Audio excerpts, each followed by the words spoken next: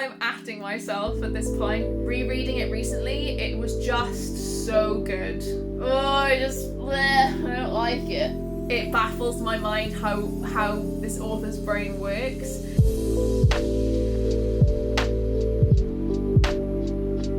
Hello my angels, welcome back to another video. My name's Ro and today we are going to be tier ranking all of my previous 5-star reads. So this is not including any 5-star reads from this year, as in 2021, because I will be doing a different video for that in January once I have finished all of my reading for this year. So keep an eye out for that in 4 months. So today what we're going to be doing, you can see on the screen I have created a tier ranking thing and I have put all of the books that I have previously rated 5 stars into this tier ranking maker. And I'm doing this because recently I've been having, I don't know what it is, epiphanies, you know, eureka moments where I'm like, was this actually a 5-star or was it nostalgia? Was it, I'm not really sure. So you can see on screen I have the tier maker now. I have 5 tiers. I have got all-time favourite, a solid 5-star, which means I would recommend it to other people and would happily tell someone else that I gave this book 5 stars.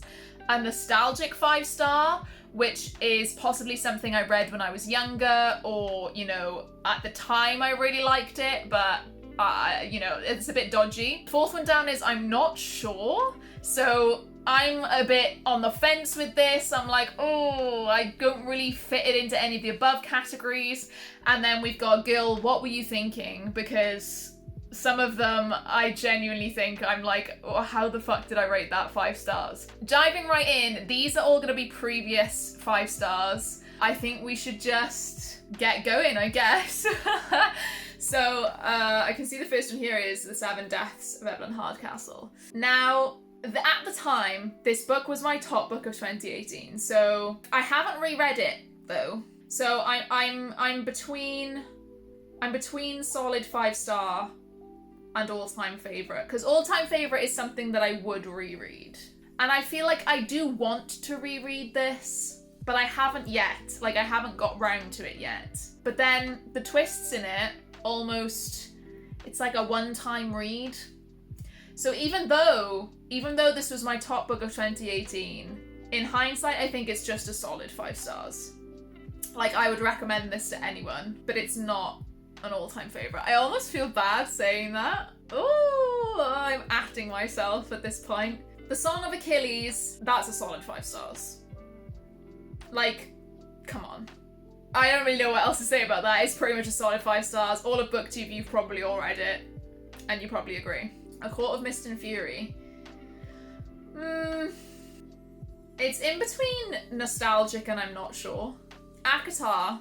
I wouldn't say it's a guilty pleasure read, because I don't like saying that about books, because people should just read what they want, right? But Sarah J Maas, you know, it's no epic fantasy, it's no complicated plotline, it's no real, like, amazing character development. It's just, like, good, easy reading. But ACOTAR, A Court of Thorns and Roses, is the first one if anyone doesn't know, did get me out of my, like, 6-year reading slump. I started reading again back in, I want to say, 2017. This trilogy was the first trilogy that I, like, devoured since I had been about 14, I want to say. Or was I 19? Yeah, I was 19. Fucking hell. God, my brain. You know, I'm going to keep it in a nostalgic 5 stars, because the second book in the series really does talk about depression really well, specifically to me, because obviously everyone's journey with depression is different. But at the time I had just, like, failed all of my A-levels and then dropped out of uni because of my clinical depression, so this, like, really hit home for me. So I'm gonna keep it in this nostalgic. Oh, Bear and the Nightingale. Come on, like, let's be honest. When it comes to a series like this, I have only put the first book of each series in, because it's much easier than putting all 3 in and then going, oh, one of them was 4 stars, like, doesn't matter. So this is representing the whole series. I guess the same for ACOTAR then as well, it represents the whole series, but I did rate those 354. So I'll just go into like specific detail on some of these when there's a trilogy involved. Obviously these two are standalone, so it doesn't matter. But The Bear and the Nightingale, honestly, an all-time favourite series. Definitely going to be a reread around like Christmas, winter time, snowy times. They're really short. They're really good. I genuinely would recommend them to anyone. Like, please read them. I feel like I'm going to get like a list of all-time favourites out of this video, which is pretty cool for me. Bone Shard Daughter, for me, that's a solid 5-star.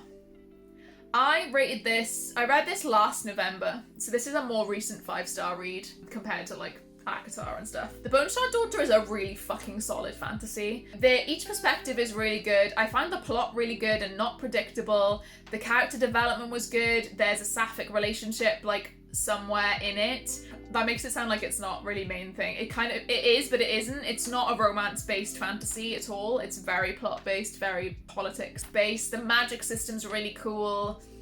Honestly, just really fucking solid 5-star. Now, The House in the Cerulean Sea has to go to an all-time favourite.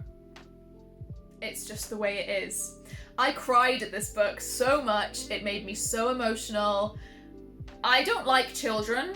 Shock. But, like, this book made me care and like children. Like, care about loads and like children. So, I think that's a pretty good thing for a book to be able to do. Yeah, I don't know. I really want to read his new book, Under the Whispering Door. I just haven't got around to it yet. All-time favourite, would reread in a heartbeat. I've bought the Illumicrate edition, you know. that I think says it all. Okay, we've got Cersei. Again, I think that is just a solid 5-star.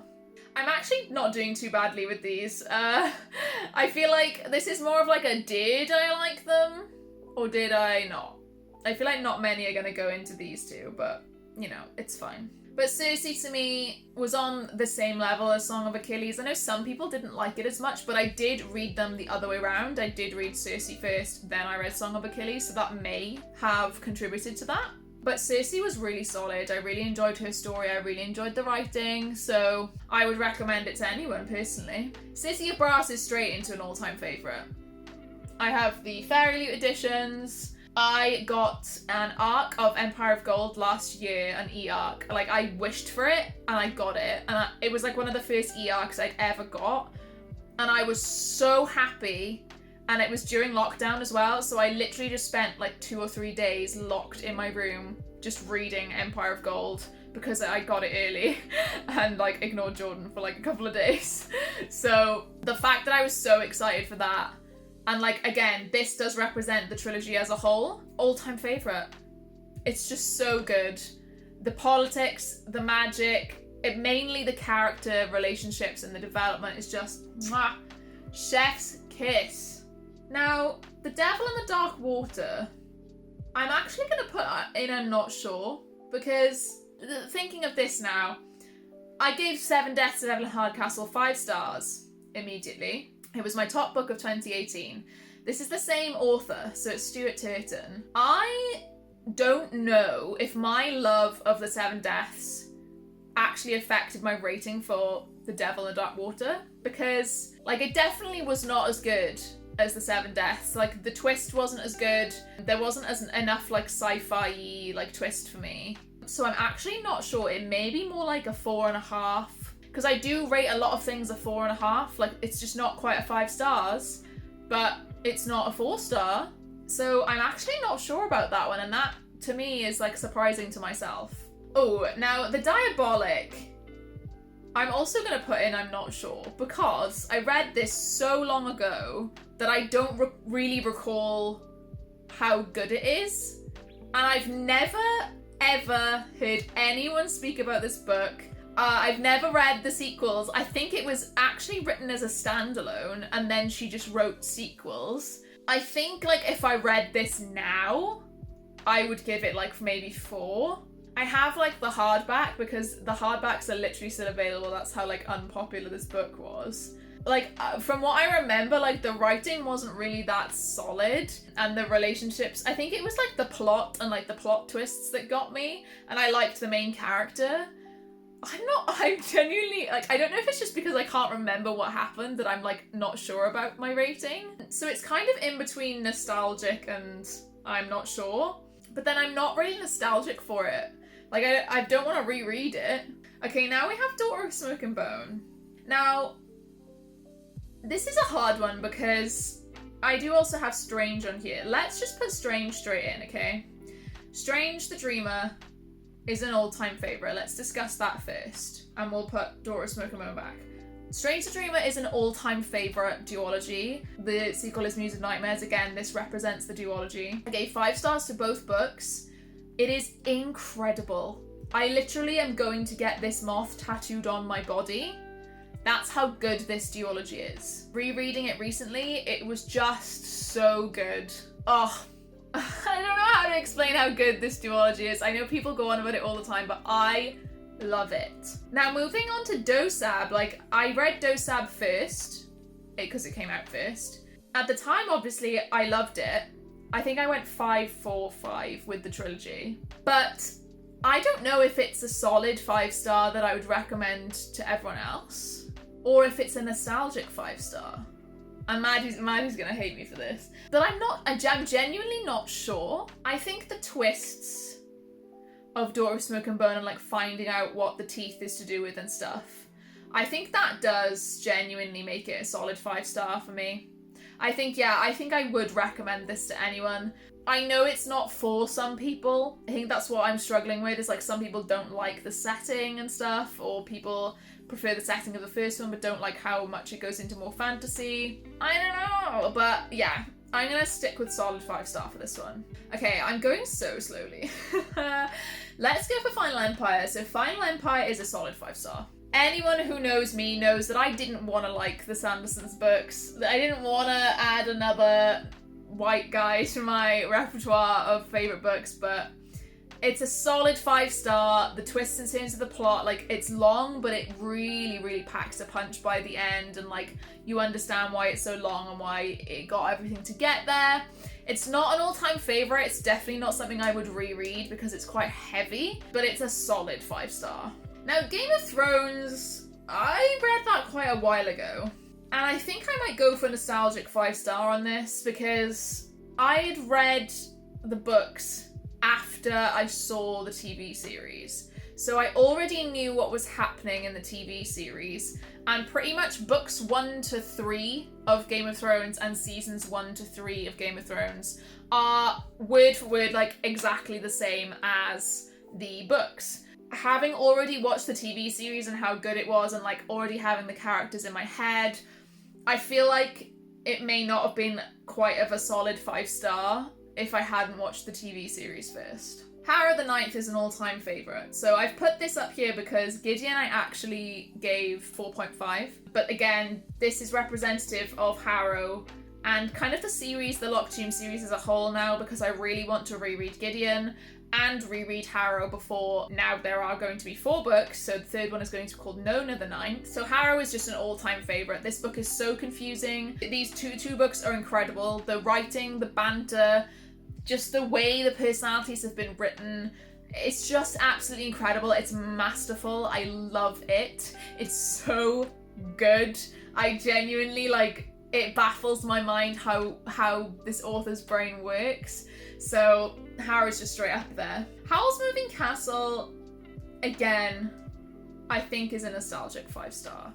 I watched the film first. I love the film. I really want to get Howl's Castle tattooed on me. It's a really good film anyway, but the book is very different. And although I really like the book, I wouldn't say it's a solid 5-star. I wouldn't like recommend it to someone if they hadn't watched the film or anything. So that's a nostalgic 5-star. Illuminae. Girl, what were you thinking? What was I thinking? It's not good. I think the novelty of the, mixed media really got to me with this. The story is not that great. The characters are not that great. I don't know. I don't know what I was thinking with this. Oh, I don't like it. Like, I DNF'd the sequel. Inkspell, straight into nostalgic 5-star. Now, Inkspell is the second book in the Inkheart trilogy, which is a children's trilogy by Cornelia Funk. Don't know if you guys knew, Inkheart came out a film a while ago. It has Brendan Fraser in. If you haven't seen it, you should go see it. Definitely a nostalgic 5-star because I read it when I was like 10. So I don't know how I rated that when I was 10, but there we are. Inkspell was definitely the best in the trilogy though. I remember just loving the idea of them going back into the book and stuff, so definitely a nostalgic 5-star. Don't know if I would rate it that nowadays. Right, Kingsbane.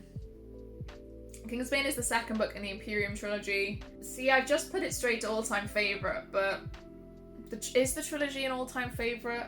Yeah, do you know what? I think it is. I wouldn't say this is a solid 5-star because loads of people hate this series. But I do find myself still thinking about the characters long past the third one coming out, which was like last October or something. I still think about the trials from the first book. You guys know trials are like my favourite trope of all time. You know, it's just, there's something about this series and these characters, especially like the villain origin story and like the descent into villainy, like, oh, and I fancy everyone in the books. It's really just like a comfort read for me. I reread the first two before reading the third one in October, just gone.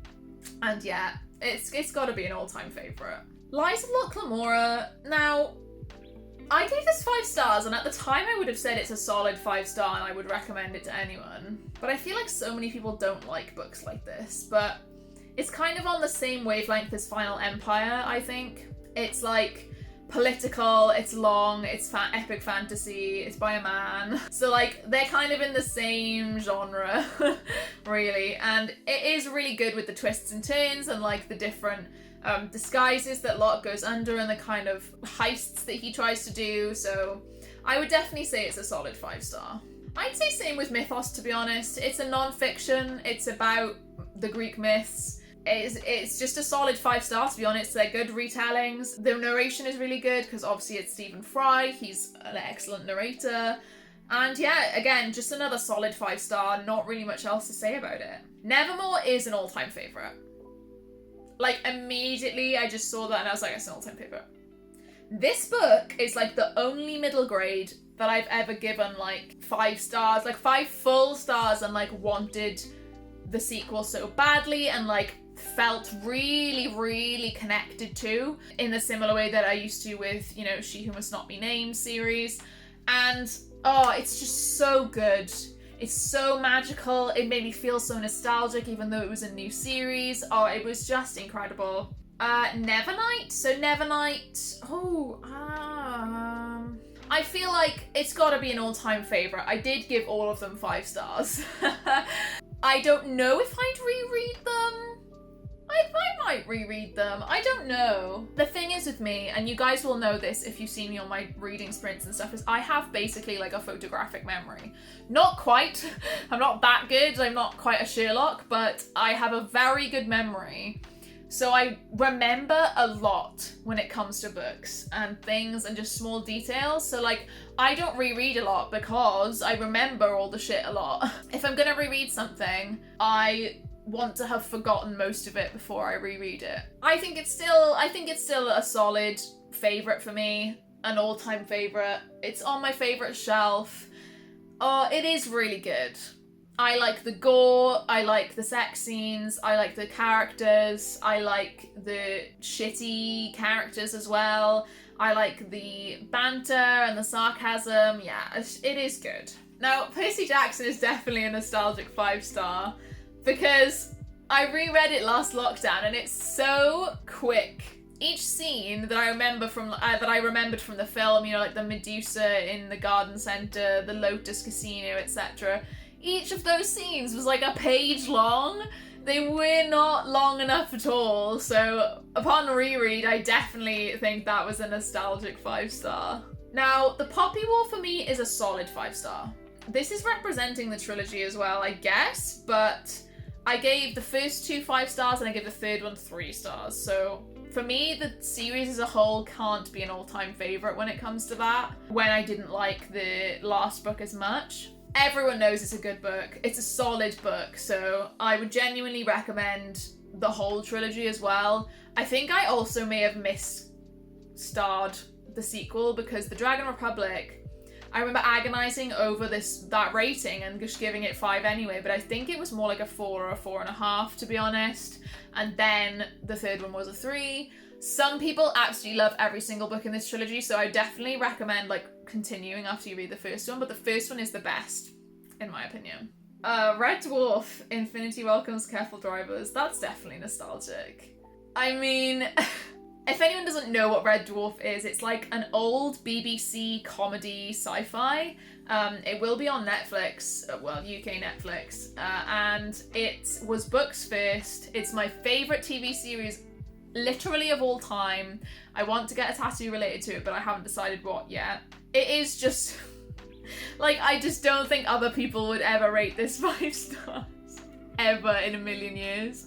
Unless they love the series like me. It's just so nostalgic because I watched them I watched these episodes over and over and over when I was younger, like in primary school. So yeah, this is definitely a nostalgic one. Red Rising as a series, and I mean each book as a whole as well, all-time favourite. It's gotta be. Like, Red Rising is one of the best like political epic fantasies that I like have ever read. Like, if we look back along these kind of all-time favourites that I've picked, Nevernight's not that political. Nevermore's definitely not. Kingsbane and Fubrook, not really. Definitely not political. Stranger Dreamer's not political. City of Brass is political. House of Julian Sea is not political. Bear and the Nightingale has a bit of politics when it comes to like the church versus the state. But Red Rising is like a political fantasy, I would say, and so is City of Brass. But especially with Red Rising, when it comes into the later books in the second trilogy, it definitely turns into a political fantasy. But for the first trilogy, all the drama is there. It's absolutely amazing. Jordan has reread these books like 10 times and won't read anything else. So if that's not a good recommendation, I don't know what is. Next up is Red Sister. Now, I used to think to myself that this was an all-time favourite, but I actually reread this book recently as a comfort reread for Whatever-a-thon, and I actually didn't enjoy it as much as I did the first time. I found that it dragged, it went on a bit too long, and obviously the last third is probably what gave it 5 stars in the first place. So I think it's a solid 5 star. The second book, Grey Sister, is the best in the trilogy. And the third one, Holy Sister, I may have given it 3 stars. Or 4. I think it might have been more like 4. I think it was 5, 5, 4. But in hindsight, it's more like 4, 5, 4. But yeah, Red Sister, you know, you've got assassin nuns, you've got schooling, it's like a school setting, so you can't really ask for much more, to be honest. Red Sister is definitely a solid 5 star. I think as a first read, it is worth it, and it is a 5 star, but then upon reread, it was definitely not an all-time favourite. Sabriel is an all-time favourite. I go on to you guys all the time about how Sabriel is my favourite book of all time. I am rereading the series in November, so we will see if this changes at all, because I've not reread this book since I was about 12. So, you know, 10 years later, 11 years later, it may be a very different story. But for now, it's going straight into the all-time favourites. Can't go wrong. Scythe is an all-time favourite. What can I say? 5-starred every single book in this trilogy. Absolute genius. Absolutely amazing. I would urge every one of you watching this video to go and read Scythe. It is so good. It's just, it is chef's kiss. She is the moment. Moving on to Six of Crows. Now, this is in between nostalgic and solid, because obviously I read this quite a while ago. When you first get into YA, especially back in 2017, you know, Six of Crows, Court of Mist and Fury, like that was the stuff that was all really popular. So I think it's solid. It's a good heist book. The characterization is good. Some people say the beginning is quite slow and they don't understand it, but I understood it fine.